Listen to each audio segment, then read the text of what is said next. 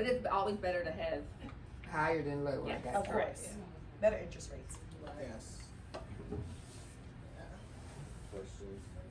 If you have an ex that has a credit card that keeps showing up on your credit report, is it better to get rid of that? Would it lower your score to get rid of that card, or would it matter? You know what I mean? So you're saying they're an authorized user on the same, you share a I card? don't have the card, I don't have the number, it's just when we were still married, she took it out and I guess put my name on it. I don't even remember, I don't have any. Based on the scenario you presented, it's probably best to close it, because now, let's say that individual still, it's basically a joint credit card. Right. That individual can start maxing that thing out, and now it's still impacting you because you're linked. So how do So you do to that? unlink you, the only way to unlink you is to close it, or to get. How do you do, she has to close it though, right? I will call the credit bureau. Yeah, it depends Call on the who. credit bureau. Yeah, that's a Let them real know what's unique going on. situation. So you would have to talk to whoever through the card. And April Brooks can assist you. Okay. So it wouldn't hurt my credit score to close that card. She pays the bill. I mean, it's not like. So credit's fluid. So anything you do has an impact. Right. So no one's really in a position to say, "Oh no, it won't." No, but just based on the scenario presenting, if you're linked to it, it's gonna impact you either way. Right. So it's better just to close it, because now, you don't have control of something that involves Yeah, your so credit. it's not going to hurt my credit score by closing it. Like, Again, it's hard to say that. it can have like a positive or negative Negative, effect, yeah. but it could also be a positive effect if she's paying the bill. She is paying. So And it's it's not like, like it's not. It's not a high balance and you don't have much credit, it can help your credit. Yeah. So it just kind of depends on, like you said, it's the situation and scenario. And then I'll be honest with you. Let's say your score is at 672. You close it, it drops to 665. That's not a huge difference. You're still in the range. Right, still in the right. Yeah, as long so- as you're still in the right range. But yeah, again, there's It's too not gonna, much. like, destroy your Yeah, because credit. credit is an algorithm, and Right. no one can be like, oh, Right. anything you do can impact your credit, good or Right. bad. So. And they don't really tell you. So you kind of have to figure out. Well, because be honest, every lender has a different algorithm they use, and every Right. lender uses a different credit bureau to look at. So, for example, Allegiant, we use Experian, so we're not worried about what your TransUnion or Equifax is. Other lenders, they'll use TransUnion, they'll use Equifax. So there's just way too many factors for anybody to say specifically what it will or won't do. Right. So, That was a good question. yes, great question. Any other questions? I'll be in shy. The classes at Neighbor Works, you said they're 8 hours. How many days? All you need to do is one 8-hour class. Okay.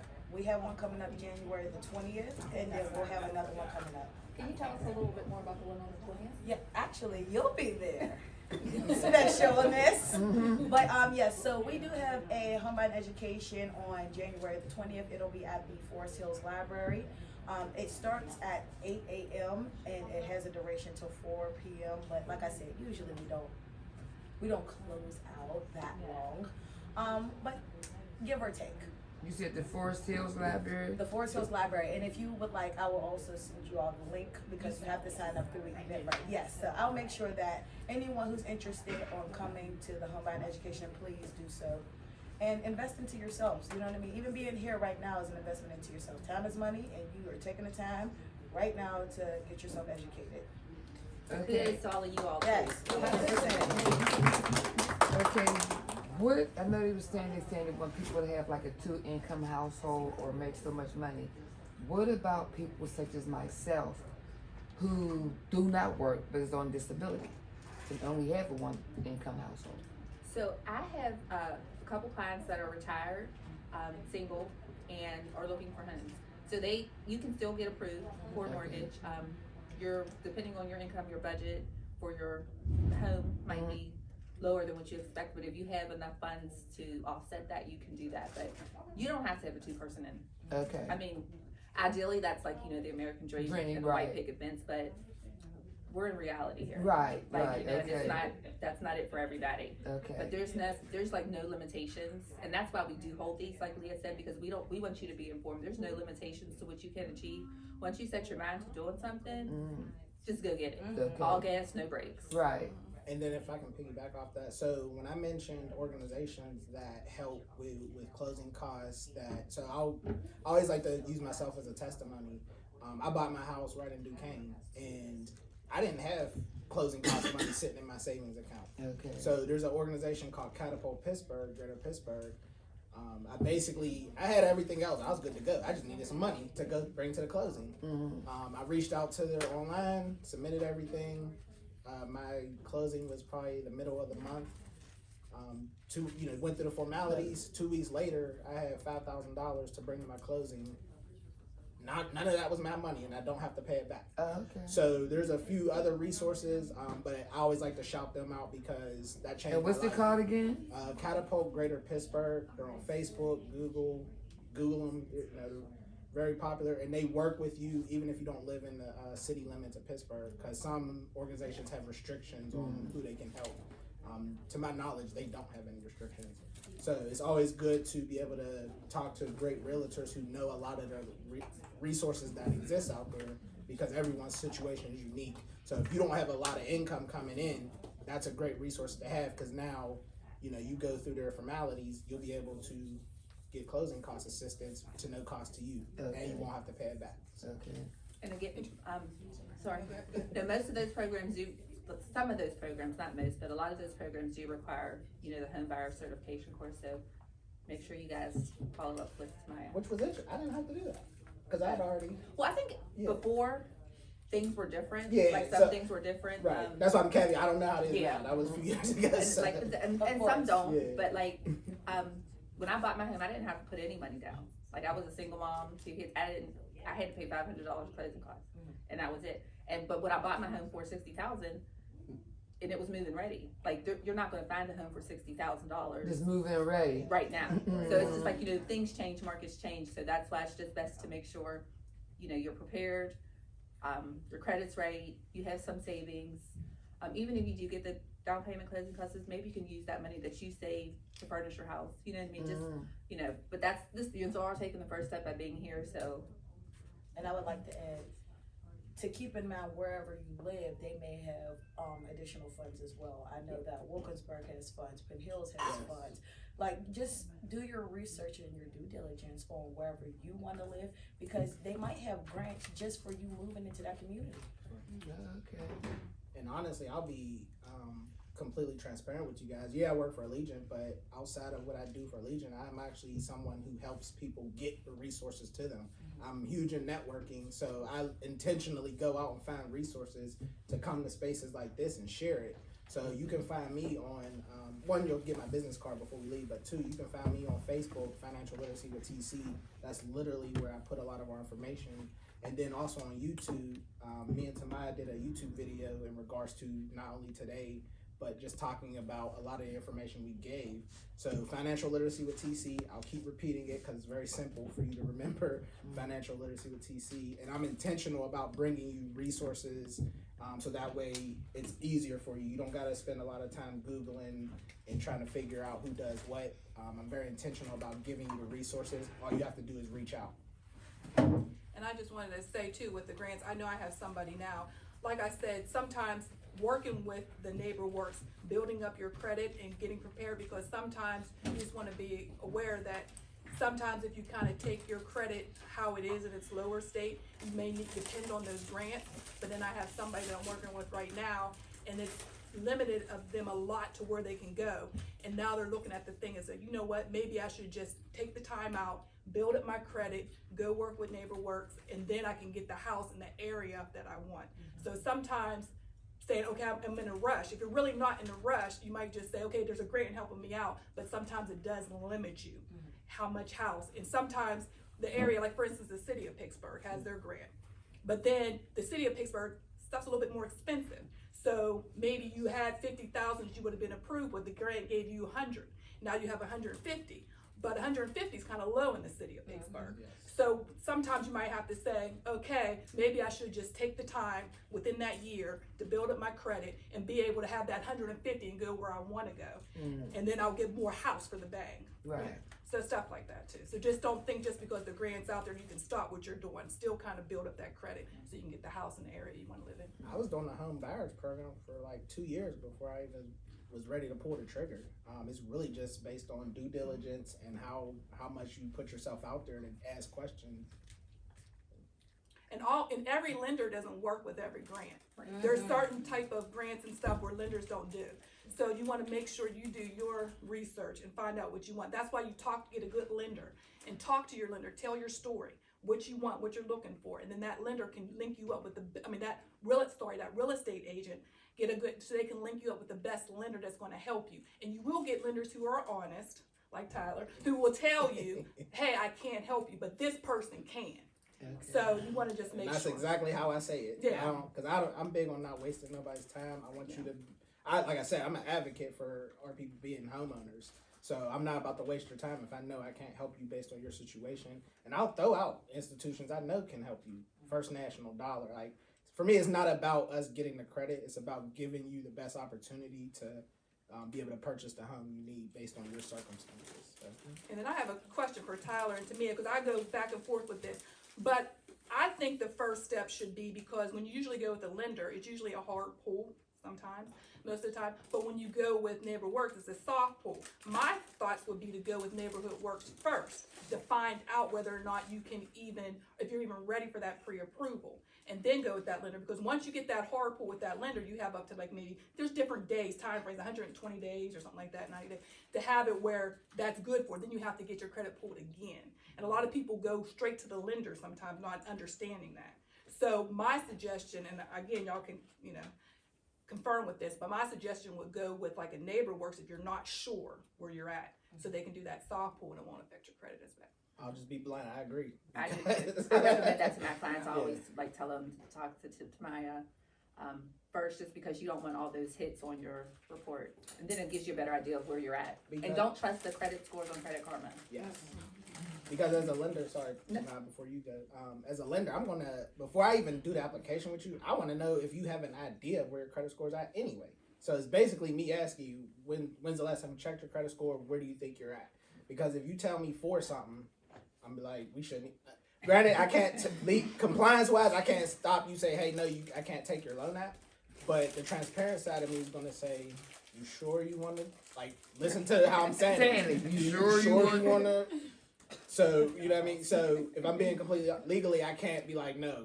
But the caring side of me is going to say, hey, maybe you should try Neighbor Works or try another organization to help you build it up. Because, obviously I'm not telling you you'll get approved or denied, but just me knowing going in. Okay, so what credit?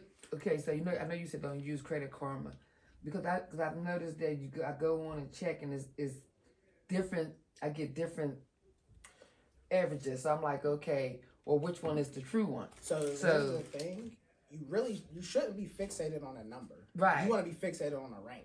Right. Because no matter whatever lender you deal with, they're gonna pull you anyway. And it's gonna dip anyway. So what's the huge difference between 679 and 672? It's not a huge difference. Right. That range is what you care about. Okay. So that's why, and I say it's fluid. So I use CreditWise. I use who I have credit cards through. Okay. And again, I don't care about the score. I care about if I'm 720 and I dropped to 695. Now I care. Yeah, right. I done dropped into two different ranges. Right. But I'm not really pressed on the score, and I try to educate people like the score, it matters, but not to the degree you think it does. Okay. It's really just now if you're in the 800 club, that matters. But again, the number itself, you just want to have a gauge. And then it's so fluid, no matter what you attach your social to, that's going to impact your credit in some way, shape, or form. So just care about the range mostly is what I try to let people know. And I didn't mean to Credit Karma is not bad. It just doesn't give you an accurate. Correct. Credit Karma is a vintage score, and we pull a FICO score. So that's the difference. You want a FICO score because the FICO is what the bank is going to pull. The vintage score is just like a bunch of everything that they kind of put together, put an algorithm together and say this is what your number is. So you want accuracy. You can go on to TransUnion or Experian. Go to myfico.com and put your information in, and it'll give you TransUnion, Equifax, and Experian. Well, if you have my PNC, on my app. It gives me my FICO score. Uh-huh. Okay.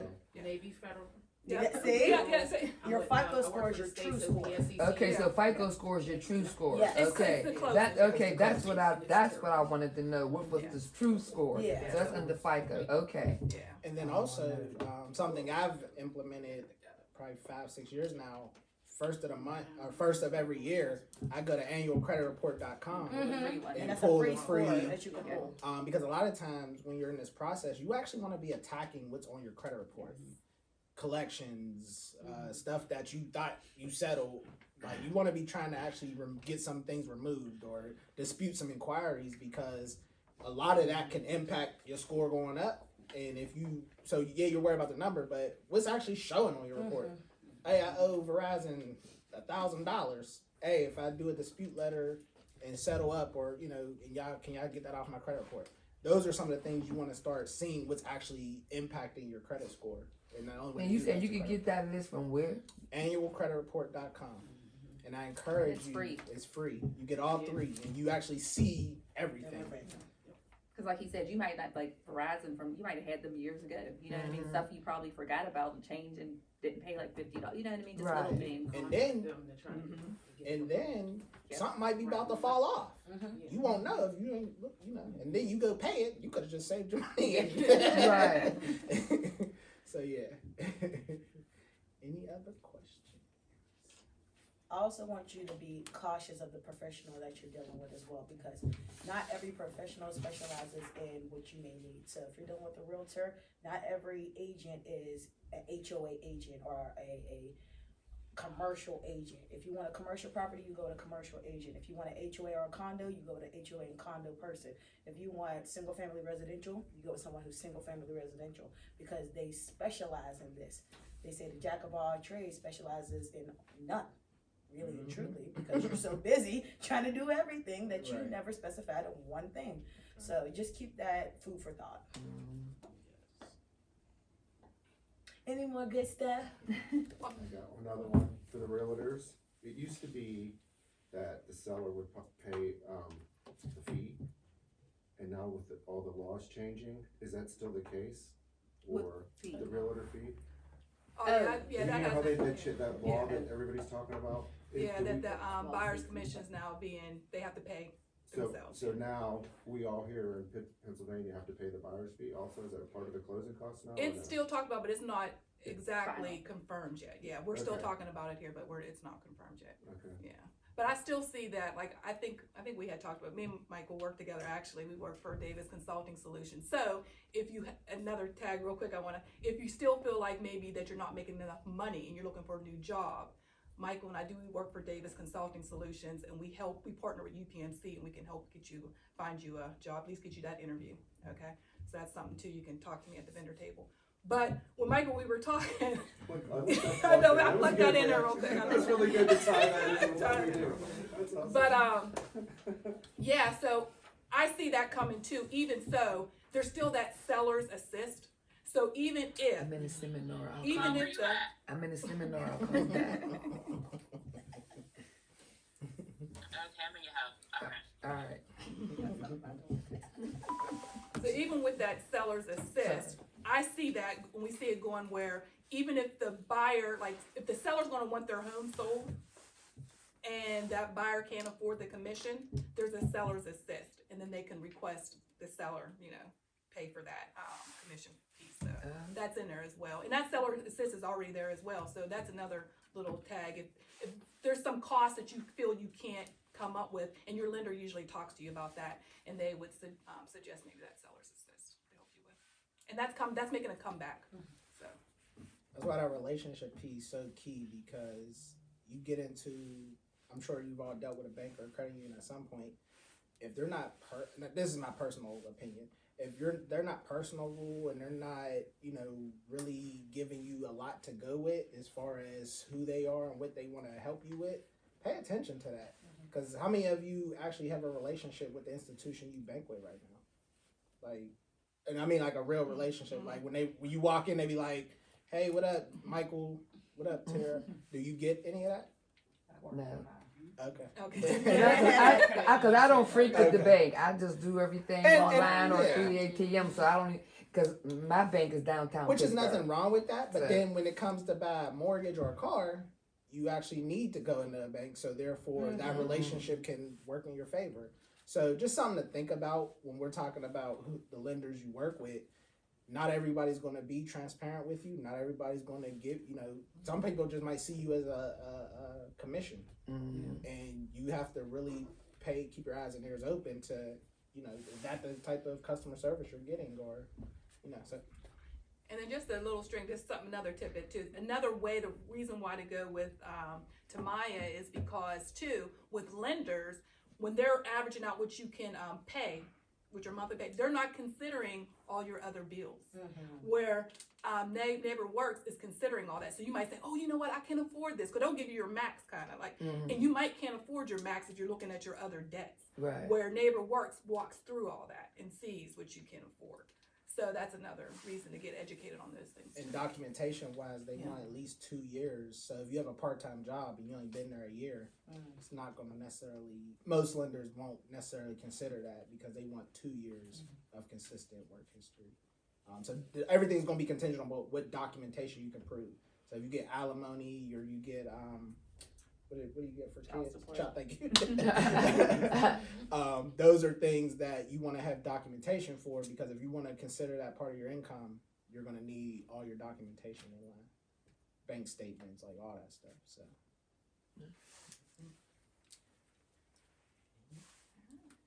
Any other questions or anything?